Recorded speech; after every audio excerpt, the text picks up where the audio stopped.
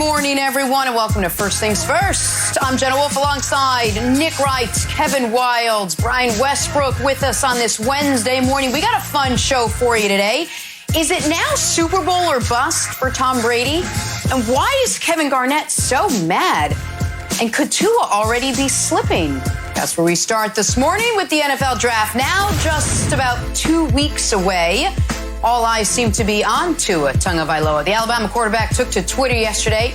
So he released a hype video of his journey leading up to the draft. But without the ability to bring him in and work him out, there's still this cloud of uncertainty around how healthy he actually is. Nick, I'll kick it off with you. You buying all this Tua hype, or is his health just still too worrisome? Jenna, I don't believe it's hype at all. I understand the red flags about the health, but the on-field production rivals that not just of any quarterback in this class, but of basically any quarterback in college football history. I know we have no short-term or long-term memory in this country anymore, but so allow me to take you all the way back to January of 2018 when a 19-year-old Tua Tagovailoa takes the field at halftime of the national championship game. His team is down 13-0. Jalen Hurts has completed 3 passes in the entirety of the first half. And Tua leads the Alabama Crimson Tide back, throws a game-tying touchdown late in the fourth, a game-winning touchdown, a perfect pass in overtime to win the national championship. The next year, he threw 25 touchdowns before he threw his first interception. He lost twice in college football. Both times they were to 15-0, undefeated, national champion, all-time great teams in Clemson in 18, and then the LSU Tigers in 19. This is a guy who set the all-time college quarterback efficiency record and then was on pace to reset it this past year. We all talk about Joe Burrow's amazing 2019 season. Until the injury, Tua was having a better season, had a better efficiency, more yards per attempt, 33 touchdowns to 3 interceptions. This is an all-time great player, Wilds, and I get the concerns about the injury, but this isn't hype.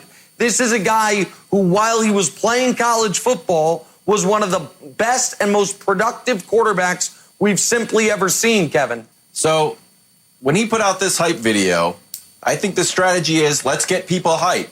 Well, it worked on me. I watched this video and I got super hype, and I think it's a brilliant decision for them to put this out.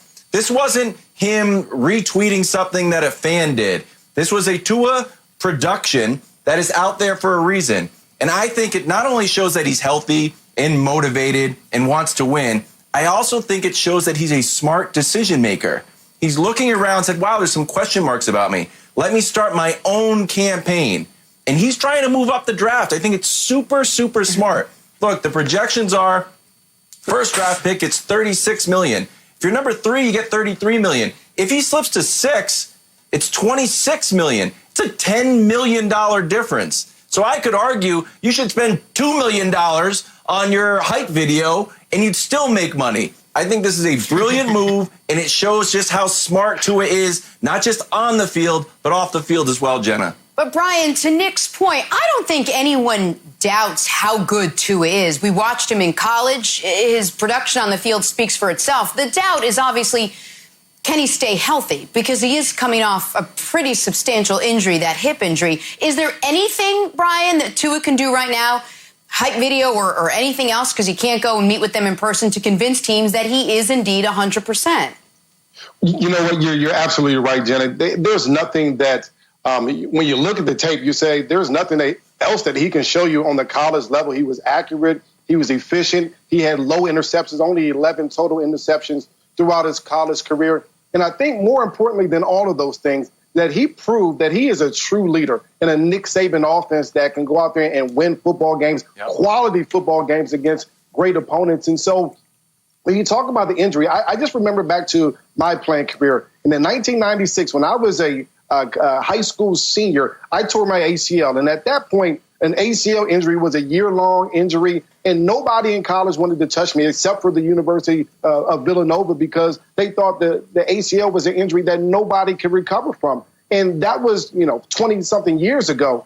Now we talk about Tua and we compare it to the Bo Jackson injury, and that was 20-something years ago. I think this young man at a young age can come back and play very helpful in as far as in the NFL. I think he can do a great job for a football team. I also think when I met this kid at the Super Bowl, you remember when he was on the set at the Super Bowl, I talked to him and I talked to his dad. And you talk about a grounded individual, a guy that's going to go in there and have the team rally around him, have them ready to play. This is the type of guy that you're going to get, a proven leader, a guy that you want to be the face of the franchise. To me, any organization will be very, very pleased with being able to get Tua. And if they can get him at the right time and at the right price, then I think it will be perfect for the Dolphins or anybody else that wants to take a chance on drafting him.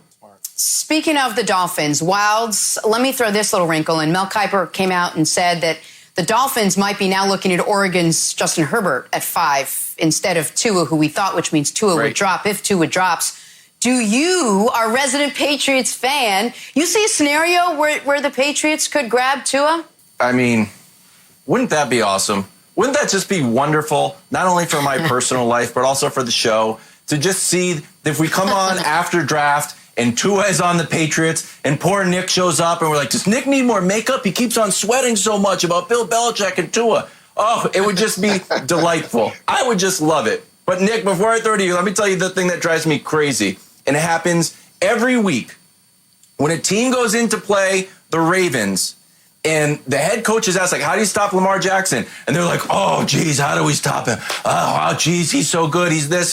He's tremendous. Yeah, he was the 32nd pick, and everyone passed on him. That drives me insane. So this is going to happen with Tua in 2 years. People are going to be like, oh, we can't stop Tua. He's so good. Who would have known? Everyone knows. We're warning you right now. So if the Patriots can draft Tua, I would be overjoyed. Nick, I feel like you would be super worried.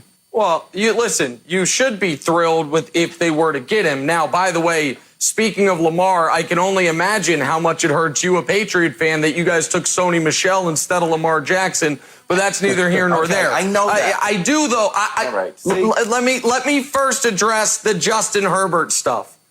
If a team takes Justin Herbert over Tua Tagovailoa, that is a fold the franchise moment. It's like, oh, it's been good. We've had a nice run. Now let's go try something else. The idea, yes, Tua has health concerns. Justin Herbert has production concerns, big game concerns, how good he is concerns. Like, I respect Kiper, and he's just reporting what he's hearing, but that would be categorical insanity. But let's say that does happen. And so the Dolphins take Herbert, and Tua is available at 6. I just want people to understand, Brian, what it would take for a team like the Patriots to move up, forget to 3, even to 6. Remember when Atlanta traded up to get Julio Jones? That was a trade to move up to exactly number 6. They traded the 26th pick, a second-round pick, 2 fourth-round picks, and a future number 1. So if the Patriots want to get in the game here, we're talking about you give away a 1, next year's 1, multiple 3s because you don't have a second-round pick this year, and that might not be enough. So the precedent says if the Patriots want to get in the Tua game, even if he drops, Brian, it would take absolutely a king's ransom to move up into that top 8 to ensure they get him. Nick, when you bring all that up, I mean, to me, that just sounds like a lot. That sounds like something the Patriots would not be willing to do, even though when you look at it, Tua seems to be the perfect quarterback for their organization. He's a team guy. He will be willing to be coached. He's been coached by a tough coach in college already. He's going to go out there and win. He's not going to turn the ball over. So he's going to do everything similar to Tom Brady, and you hope he's able to win the same way as Tom Brady. And so he's very close to Tom Brady-esque. But I think when you talk about all those picks that they will have to mortgage their future to be able to get up, to me, that sounds like a little bit too much. They got Stidham. Don't worry, right, Wilds? They're good right now. Okay. They got Stidham, so they can hold off on making any big decisions with any of their draft capital.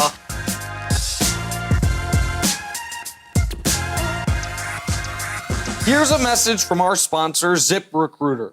Right now, we cannot be overwhelmed. We have to work to keep our loved ones safe and protect our communities. We have to work to stay strong, to stay connected, to stay focused. We have to work to inspire, to innovate, to build new solutions. But for all of this to work, we have to work together. At ZipRecruiter, we connect employers and people every day. But today is different. We are partnering with first responders, government officials, the medical community, the innovators, and the manufacturing, transportation, and food distribution industries to make sure we are finding the right people for the right jobs right now. Let's work together. ZipRecruiter.com/work together.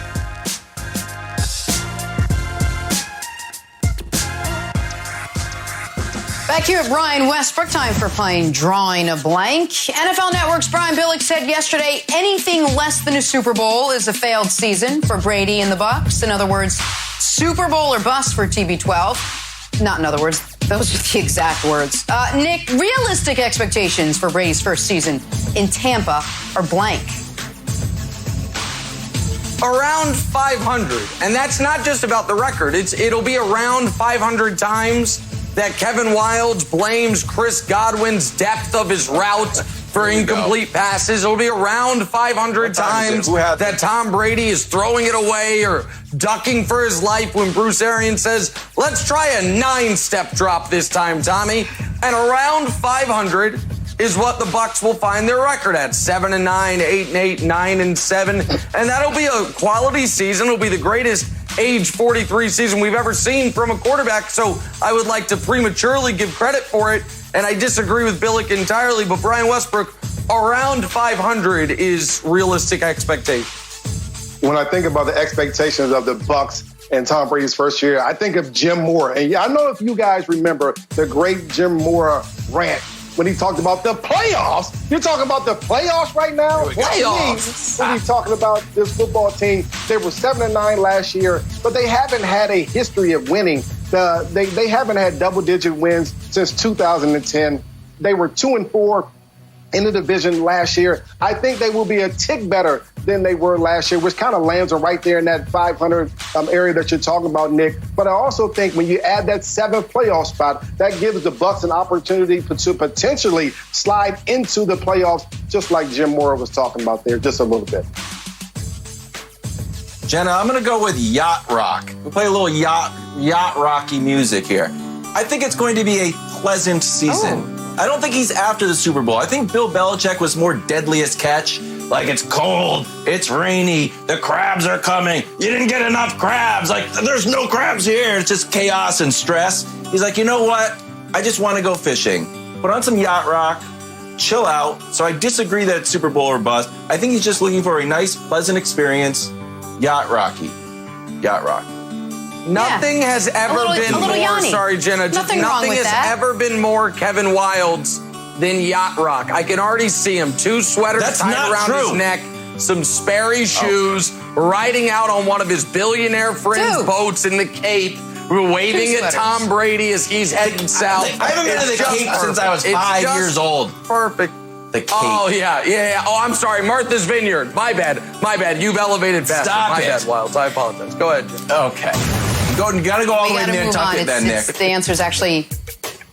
I was going to say that. I was like, the answer's actually Nantucket, Nick. On to Ben Roethlisberger now, the 38-year-old quarterback coming off elbow surgery. But fret not, Steelers fans. Big Ben said, I'll be ready when it's time. Nick, Big Ben's 2020 season will be blank.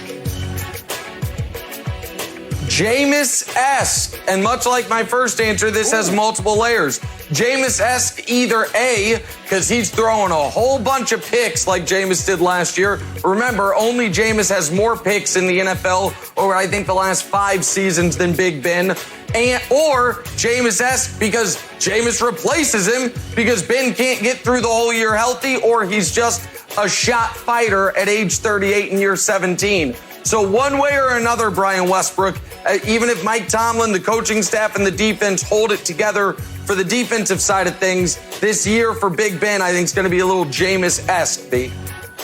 Yeah, the 2020 season for Ben, I think, will be solid. And I'm not talking about his weight. I'm just talking about his play. I think when you talk about the Pittsburgh Steelers, offense. They were fourth worst rushing team in the league last year. 2018, they were the second worst rushing team. In fact, they haven't had a good rushing game since Le'Veon Bell left that football team. And when you don't have a rushing game and you have an older quarterback, you're asking him to carry the entire weight of an offense. I don't think a quarterback coming off this type of injury later on in his career, like Big Ben is doing, will have a great year. They just have to hope that their defense comes up with a bunch of turnovers, gets them short field, and they're able to win a lot of games that way without scoring a bunch of points. Jen, I'm going to go with microchipped. Big Ben is working out with this microchip football that everybody uses in practice, and it's measuring three things. It's measuring his spin rate, it's measuring his velocity, and it's measuring, my favorite, spiral efficiency. And then you put it into the computer, and it comes out and says, oh, Big Ben, you're 60% of the way there. You're 75% of the way there. Unfortunately, I think you live by the microchip, die by the microchip. It's a famous saying. So I think, like, we're going to look and say, well, does Big Ben have it? It's just be like, hey, Ben, here's the data. Remember we gave you that microchip ball? You don't got it anymore. Sorry. Thanks for all your help with this franchise over the last 20 years. But it's over for you because your spiral efficiency is down 20%. So what are they going to do? Go back to the duck? Questions for the Steelers. On to Kyler Murray now. Expectations seem to be high coming off his Rookie of the Year season. And Cardinals head coach Cliff Kingsbury said they expect Kyler to take a big step. So, Nick, sophomore season's a big one for quarterbacks. Kyler's ceiling in year 2 is blank. I'm going to say lower than expected.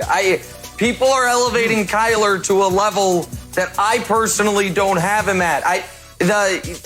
The touchdown rate numbers last year were concerning. For a guy to throw 540 passes and only throw 20 touchdowns, for some context there, that's a touchdown rate lower than Kyle Allen, lower than Mitch Trubisky, lower than Andy Dalton, ahead of only Kyle Allen, Mitch Trubisky, Andy Dalton, and Joe Flacco. The whole rest of the league is ahead of him in that. His yards per attempt are under 7. I know there's high expectations because they got DeAndre Hopkins, but I think the ceiling, much like his height, is a little lower than people actually expect. So that's where I'm at on this. Much like his height. When we talk about, it always goes back to the hype jokes. Guys like me don't like hype jokes at all, and so you just watch your mouth with that. But when you talk about Kyler Murray's ceiling for his second year, I think about Michael Jordan and his great quote, the ceiling is the roof. And I'll say this, and I think it's probably a little bit higher than that, but I think that when you watch Kyler Murray last year, he was able to scramble around, make moves, make plays with his legs as well as his arms. But if you talk about the second half of the season, the first half without Kenyon Drake, he only had 7 touchdown passes. The second half with Kenyon Drake, 13 touchdown passes. Kenyon Drake does a great job in pass protection, and you add DeAndre Hopkins. I think that gives Kyler Murray a bunch of options offensively, and the ceiling at that point may be the roof. But I think he might exceed the roof when you talk about Michael Jordan and Kyler Murray. Wow. I did not have Michael Jordan comparisons on the show in this block, Jen. I'm very excited. Nick is, of course, super stressed already in the show. I'm going to go MVP-ish. MVP-ish. The last 2 MVPs have been sophomore quarterbacks, Lamar and Patrick Mahomes. Here's the problem, though.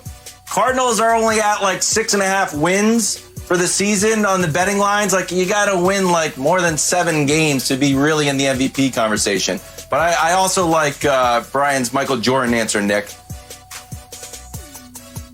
And I apologize, Brian. You're right. I should have known that the under 5'10" club has to stick together. So I should have been more gentle there. I apologize, my friend. I'm right on the cusp of 5'10", right on the cusp, depending seriously. on which shoes I wear. Okay. That's right.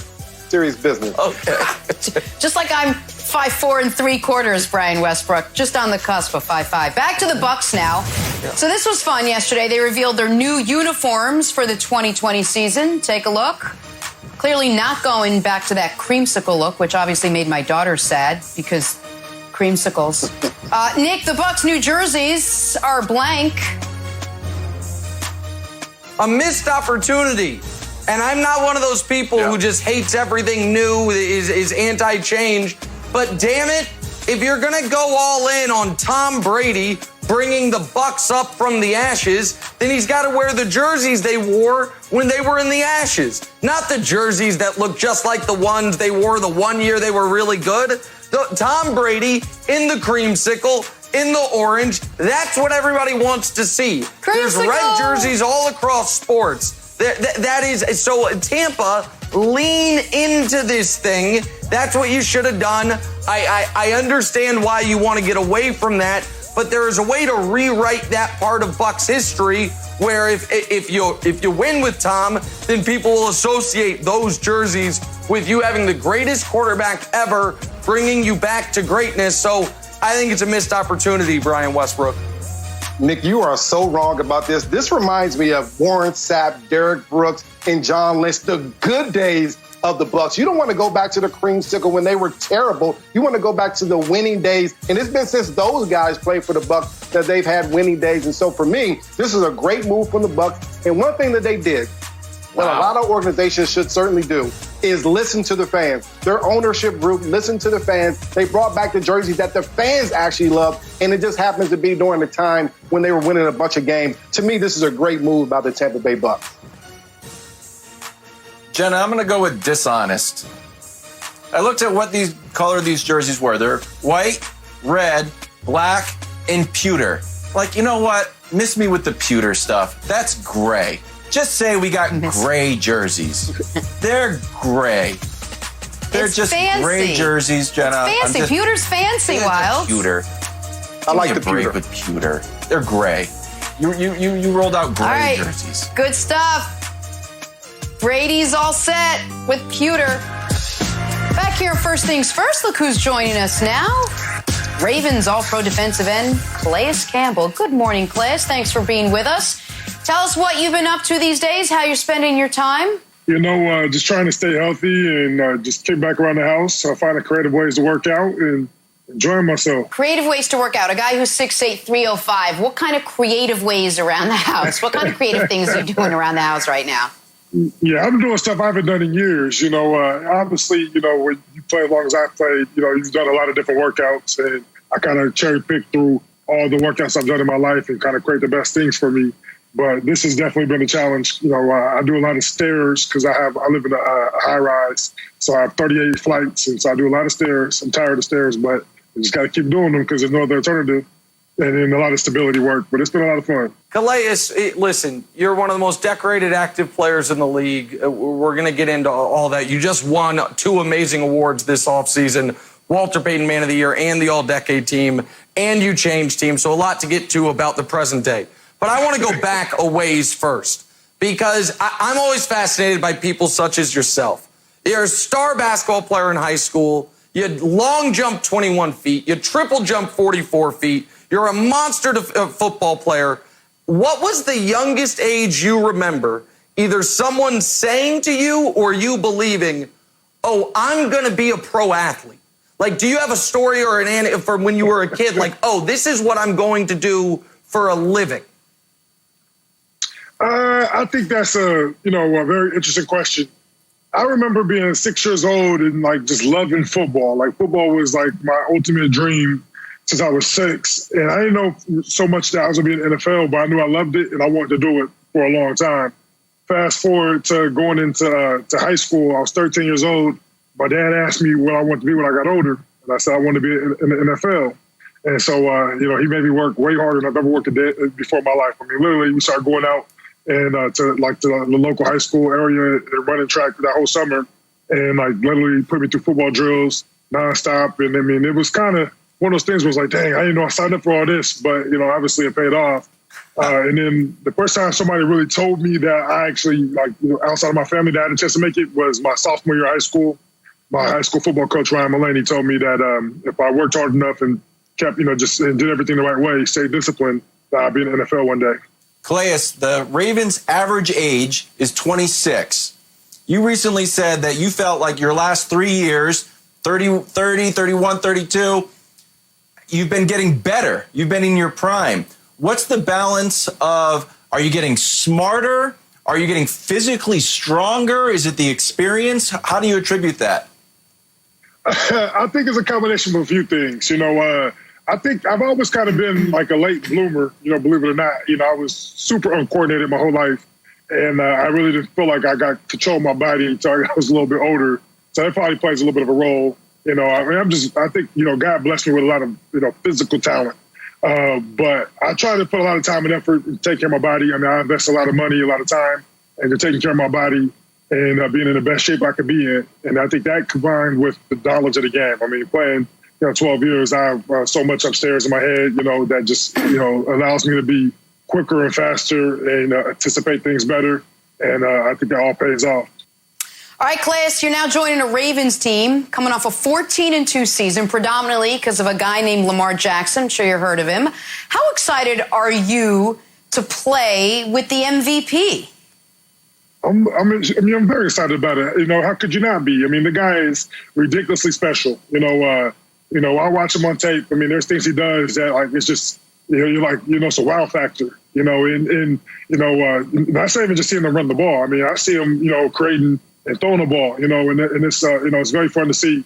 And as a defender, that's what you want. You want guys putting points on the board, give you an opportunity to go out there and rush the passer and make plays. And I feel like my skill set, if I can get it, we can play with a lead majority of this year. It's going to be a fun year. It's always fun regardless. I love the game of football, but playing with a lead makes it just a little bit more fun.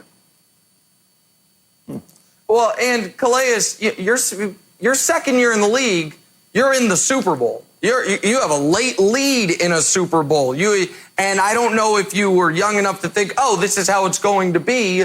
But obviously a decade later, haven't been back. Came really close. If those refs, Wilds doesn't like to, acknowledge this, but if the refs don't blow the Miles Jack scoop and score, you guys are going to the Super Bowl instead of the Patriots. But, we don't have to get into that. You guys had one stolen from you in Jacksonville. We all know it. We don't have to discuss it. But I want to ask you this. Does this feel like going into the year, potentially the best team you've been on since that team that went to the Super Bowl in Arizona very early in your career? Yeah, I don't know. Obviously, it takes time. I have to get around the guys and see. But on paper, it sure does look special. Obviously, each year is his own separate year. You can't go off of last year's success and anticipate this year's success. I don't care who you are. You got to earn it each and every year. That's what makes the Patriots so special because they earned it every single year. I did experience some great success, and I feel like I have a history with teams being really good and getting just there. I'm ready to get over the hump, man. I'm tired of just I've been to the Super Bowl and lost when I was a rookie that year, and then I did think that I was probably going to be going to Super Bowls or at least in the playoffs every year because that was just what I knew. Everybody always told me they say how it is, but as 22-year-old kid, it's like, yeah, whatever, man. This is nice. I'm gonna enjoy this, and I'm gonna expect this, every year. And then the next year we went and we lost to the Saints who won it all, and to the playoffs, and that was fun, and then it was a little bit of it was dry, we didn't go for a while, and then in 2015 we ended up going to the championship game as well. We lost to Carolina and we got blown out. Injuries kind of took a toll on us. And then 2017, with Jacksonville, ended up going to the championship game again. And that one, we were up late in the game, this close, and that one hurts the most. Well, the Super Bowl hurts the most. So that was up there though, with just being so close, knowing you have a chance to win and not getting there. And it's like, man, I'm ready to, just to get that ring, man. That's the ultimate goal. I feel like I'm in a great situation for it. I feel like this team has all the pieces in place. It really comes down to execution to making it happen, week in and week out. So I'm ready to roll my sleeves up and get dirty, man. Calais, Nick roots for the Chiefs and I root for the Patriots. And we heard about this move. We're just like, you've got to be kidding me. Just the rich get richer with the Ravens. Pro Football Focus had you as the run defender of the year. The Ravens had the 5th best run defense. And now you're on the team. What makes that defense special? And what are you trying to do this year? Yeah, I think first things first is the defense, the back end is incredible. You got all pro after all pro after all pro. When you look at that back end and what they can do and the depth, it really gets you excited as a D lineman. And, I feel like in the front seven, the mentality is always earn the right to rush the passer. So you have to shut down the run and make teams one-dimensional. And then if the offense is scoring points when you shut down the run early, I mean, you're going to have, just pin your ears back. It's going to be a lot of fun playing almost schoolyard ball. You can work on different pass rush moves, out there, just living the dream, baby. I know you're friends, Calais, with a bunch of guys on the Ravens. You haven't had a chance to really practice or play with them yet. But they had a motto last year that went viral, big trust. Have you embraced it? Can you give us an idea of where you are on the big trust scale right now? Are you quite there yet? I'm still learning about all the different, cool things about the Ravens, and I remember seeing that go kind of viral, and I'm a big fan of it. I'm still trying to figure out exactly what it means, but I know, you and me both, Calais. The one I like a lot, Lamar Jackson always had that "Nobody Cares, Work Harder" shirt. That's one of my favorite slogans ever since I've seen it. Nobody cares, work harder. I feel like that's the right mentality to have for any football player, because obviously everybody wants to talk about accolades, wants to talk about how they could be this, could be that. At the end of the day, just work harder and prove it. Calais, I talked about at the beginning that what an offseason it's been for you, not only being traded, but some individual accolades that have to rank up there with just about anything I would imagine you've accomplished in your professional life. I know football's the ultimate team sport, but the Walter Payton Man of the Year Award is something that the list of recipients of that is almost as exclusive as the list of Super Bowl MVPs. And then an all-decade team that, at least to me, you were a shoo-in for. I know they're two very different things, but can you tell us about the emotion and your reaction to hearing about both of those top of the resume honors? Yeah, the all-decade team, that was just announced a couple of days ago. And obviously, you can imagine, just playing this game and wanting to be the best at it. I don't think anybody plays this game and doesn't want to be the best. So you play this game and you really want to be the best. You work hard at it every single day. And to be considered, over the last 10 years to be one of the best players in the game, that's a very special honor. I was walking around with a big smile on my face the last couple of days. I've been, just ecstatic the whole time. This is the ultimate, just as a football player on the field, winning the Super Bowl and getting a gold jacket are the two, the main goals you have, and this is a big part of that. Being on the all-decade team, that's a huge honor. And then going back to the Walter Payton Man of the Year, that's the most prestigious award in sports. Obviously it says a lot about who you are as a person and what you stand for. And, to me, that's something I know my dad would be proud about. My dad passed away when I was 17. He was a big influence in my life, and he really, I named my foundation after him. And I know that, he'll be proud of all the things I've done in my life, but I think he would be most proud of. And so that means a lot to me. Calais, NFL draft around the corner. Is there any player that you've watched where you say, ooh, I really like this person. This person's going to be a star? I usually pay attention to all the draft talk, and I try to figure out who I think is going to be special and whatnot. I feel like, last year, I thought, okay, Josh Allen has a chance to be special, and then we end up getting him. I'm like, oh wow, okay, that's kind of unique. Now I got a chance to help this guy develop. And that was a lot of fun, and seeing him go to the Pro Bowl in his rookie year and, produce 10+ sacks, and kind of create a standard for himself. That was fun to watch. This year, I don't think the guys that I was looking at, we're going to have a chance to get, they're going to be gone pretty quick. But I do like the Derrick Brown kid, and I don't always just do D-lineman. I look at all the position groups. But the Derrick Brown kid, I like that. He has a great pass rush to his game, but he plays physical. Man, he's nasty in the run game, plays with good leverage, good hands.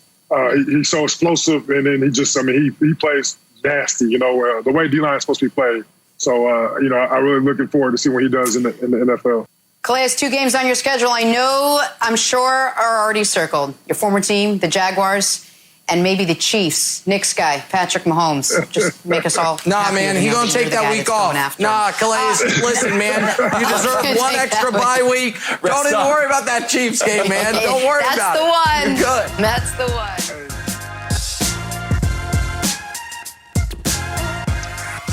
Back here, first things first, it is now time for But First, sponsored by Delta Faucets. See what Delta can do. So the NFL released their 2010 All-Decade team earlier this week. It got Nick thinking. The thinking got Nick writing. the writing gave us this. Nick Wright's all-decade team. Nick, you want to talk us through it? Well, yeah, this is my all-decade first team because the NFL did something different. In years past, they had always done a first and second team all-decade, and it's an important distinction because being first team all-decade was almost a golden ticket to a gold jacket. Over 95% of first team all-decade guys became Hall of Famers. This year, they combined the two teams. So I looked at the NFL's all-decade team, and I decided what would the first team have been. Some of these, we don't need to go through the offensive linemen. Obviously Brady, obviously Peterson, but Shady McCoy beats out Lynch and Gore for the other running back spot. Over 10,000 yards, the most touchdowns in the decade. Gronk's obvious. Julio and AB beat out Larry Fitzgerald and Calvin Johnson. Antonio Brown, we might not like him, but he had the most touchdowns of any receiver this decade by far. Julio had the most yards. Those are the right answers. Defense, it gets a lot more complicated. Look at the D-line. J.J. Watt's a no-brainer for first team. Cam Jordan, Calais Campbell, we had them both on the show this week. They both have 5 Pro Bowls. They both have 3 All-Pros. They're both at 80-plus sacks. I went with Cam, but that's kind of a coin flip. The other big question mark was, you see Luke Kuechly there, Bobby Wagner. These resumes, they were in the same draft class. Kuechly won Defensive Rookie of the Year over Wagner that year. Kuechly as a Defensive Player of the Year, so he edges him out. Everyone else, I think, is pretty self-explanatory. But if there was, Wilds, a first-team all-decade, that's, I believe, what it would have looked like, which means those guys right there should feel pretty good for the most part about their Hall of Fame chances, Wilds. I love it. We dug into the stats a little bit more when I saw your list. I was like, wow, Gronk is somehow even better than I realized, and I think he's amazing. 15% of Gronk's catches were touchdown. 15%. He's amazing. He led the entire decade in receiving touchdowns. So when you think back the last decade, don't think about a wide receiver. Think about Gronk in the end zone. You know, Nick, when I look at your list, I have to look at the running backs, and I love Adrian Peterson. I love LaShawn McCoy. And when I think about Adrian Peterson, there was only a few players in the NFL that when we were on the bench, the offense was on the bench, that I would get up off the bench and go to the sideline and watch. And you actually have 2 running backs that, even though LaShawn McCoy was on my team, that I would watch, of course. But Adrian Peterson was one of those guys that I would get up and just watch him, just watch the things that he was able to do.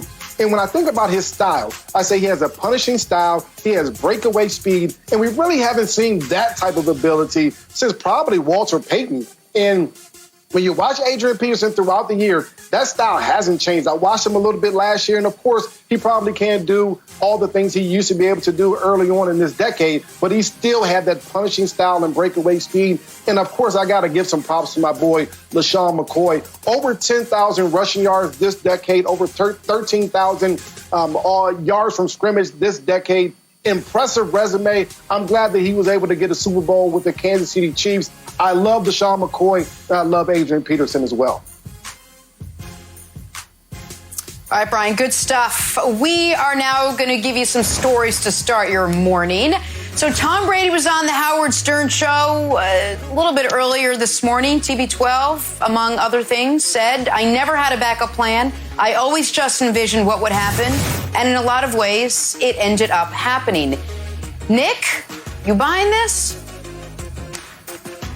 Oh, I'm buying it. And I absolutely love this quote from Tom Brady. And for young people watching that have a goal in mind, and it is a very lofty goal, I think this is the only way you have any chance of achieving it. I think that if you are trying for ultimate true greatness in any field, you have to already know the end of the story. You have to already know you are getting there, just figuring out the path along the way. So I think Wilds, people maybe expected me to take a shot at Brady. Now, in the interview, he admitted smoking weed in high school. He dropped a lot of F-bombs. There are some things that I feel like we can criticize him for. But this quote in particular, Wilds, I love. And I think for young people watching this show or listening to Tom, it's words to live by if you're trying to achieve something truly special, Kevin.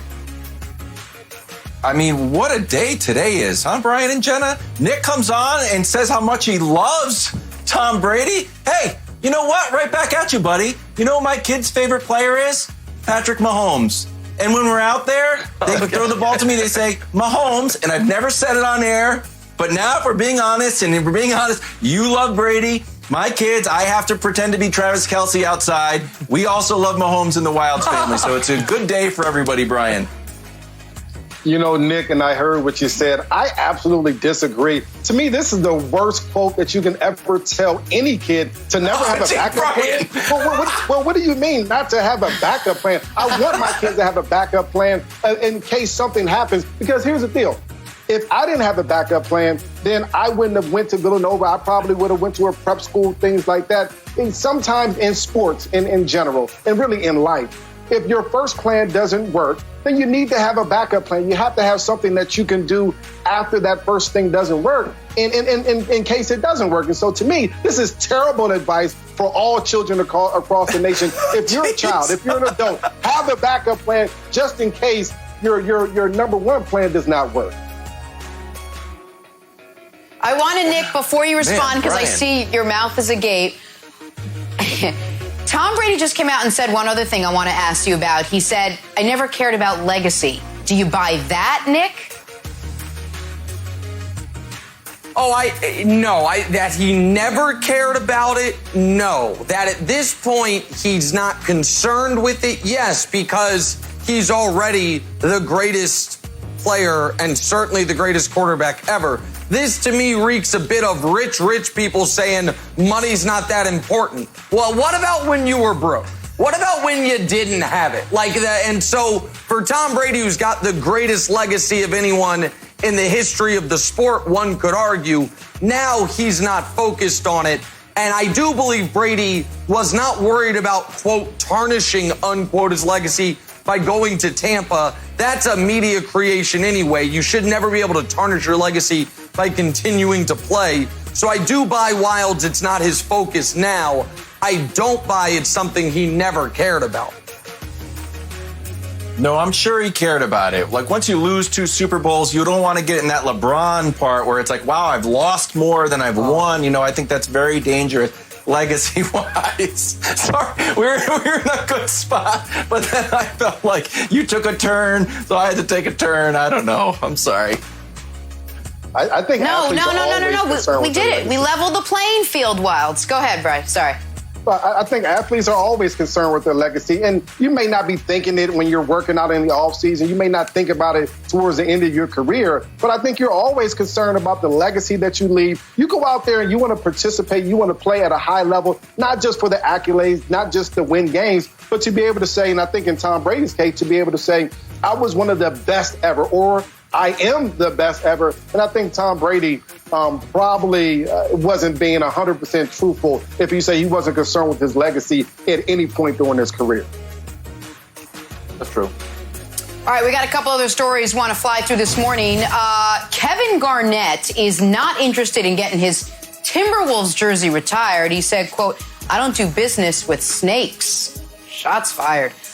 This referencing Garnett's beef with Minnesota owner Glenn Taylor. Nick, does this surprise you?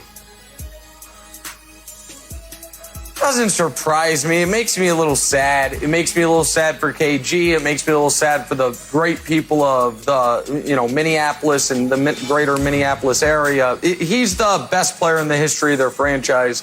He's the most important player in the history of their franchise. And I understand why KG feels that Glenn Taylor went back on his word when Flip Saunders passed away, that KG was going to be brought into the front office, maybe in some ownership capacity. And KG is a guy who's known to hold grudges. So it doesn't surprise me, but Wilds, it bums me out because KG should have a place within the Timberwolves organization. I totally agree. I think this is an unmitigated disaster for Glenn Taylor. Whatever you have to do to break bread with KG, sit down and iron this out. This cannot be the way Minnesota moves forward. He played 14 years there. He played 6 years with the Celtics. As a Celtic fan, I'm like, great, KG's here. But I would love if the Minnesota fans could feel the same way about KG and make it official as Boston fans do, Brian. one of the things as an athlete, you're always saying that there's no loyalty in sports. And you kind of hope that when you waive your no-trade clause to go back from Brooklyn back to Minnesota, you're saying there actually is some loyalty. I am able to believe what the owner is saying, and he is going to give me a front office and ownership opportunity. And when that doesn't happen, now your faith as an athlete in that man, it just goes out the window. At the end of the day, and I think KG believes this, and I believe it myself, is that every man, woman really only has their word. And when you go back on your word, I can't trust you. And in that way, that's why KG is kind of explaining it as a snake and things like that. But I kind of understand them. If you go back on your word with me, I'm out on you completely. We can never be friends in that type of manner anymore. Oh, boy. Got it. I got a mental note. Don't go back on your anything. That's right, Jenna. Brian Westbrook. Finally this morning, talking some Jarrett Stidham. Our friends over at Fox Bet have Stidham as the odds-on favorite to be the Patriots' Week 1 starting quarterback. And his former quarterbacks coach at Baylor, great. Kendall Briles, agrees. He said, quote, he is ready for the moment. Brian, I'll send it right back to you quickly. Yeah. You bind Stidham as the guy to replace Tom Brady. I think he's the guy that they don't have any other choice to go to. He's the guy that was in the building when Tom Brady was there last. I don't think the Patriots have any other choice. And I also think that Bill Belichick, in the same way that Brady wants to kind of prove that he can win somewhere else, Bill Belichick wants to be able to prove that he's the greatest coach of all time in that he can win without Tom Brady. And to be able to do that, and if they can win with Jarrett Stidham, he will be actually proving that he is the greatest coach of all time. I just don't see it happening. Nick, my power ranking of dreams, I've moved Cam down to 2. I'm moving Tua up to 1, Stidham at 3. Post-draft, we'll see how it shakes out. Okay, well, that makes sense. That means number 1 actually is a dream. Number 2 is close to it. And then immediately it turns into a nightmare. But what is a nightmare for you is an absolute dream for me. I love it. No odds have made me happier than when I was able to bet the Cavs at plus 700 to win the title in 2016 after they were down 3-1. Minus money for Stidham to be the Week 1 starter. I love it. It's great. What a wonderful way to end the show. As Tom Brady's dropping F-bombs on Stern, I get to watch Wilds drop F-bombs about Stidham. I love it, Jenna. We gotta go. See you tomorrow. Getting Tua, so it doesn't matter.